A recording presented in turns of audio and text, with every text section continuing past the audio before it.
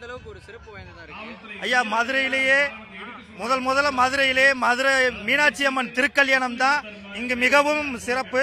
சித்திரை திருவிழா எனும் திருவிழா தான் மதுரையிலே மிகப்பெரிய திருவிழாவாக இருந்தது. அதற்கு பிறகு இரண்டாவது முறையாக இந்த மதுரையில் நம் ஆறுபடை அழகன் ஒரே இடத்துல பிரதிஷ்டை செய்த இது மாநாடு அல்ல, முழுக்க முருகனுக்கு நாம் இந்து மக்கள் அனைவரும் சேர்ந்து நடத்தும் திருவிழா என்பதே உண்மையாகும். ஐயா, திருச்சிற்றம்பலம். அதாவது அந்த காலத்துல நமது முன்னோர்களே தெரிவிச்சிருக்காங்க. முருகனை வழிபட்டால் யாருக்கும் எந்த ஒரு இன்னலும் இடலும் ஏற்படாது என்பது நமது சித்தர்கள் வாக்கு.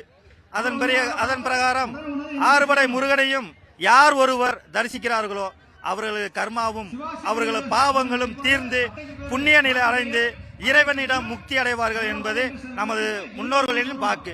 அதன்படி எடுத்துக்கிட்டால் மதுரையில் இன்று இந்த மாநாட்டிலே ஆறுபட முருகனையும் சந்திக்க வாய்ப்பு அளித்த அனைத்து உள்ளங்களுக்கும் அனைத்து நண்பர்களுக்கும் சித்தர்கள் குரூப் சேரக்கட்டளை சார்பில் நன்றியை தெரிவித்து, கடவுள் இல்லை இல்லை என்று கூறும் திமுக அரசிற்கு இது இந்துக்களின் ஒரு மிகப்பெரிய எழுச்சியாக கருதுகிறோம்.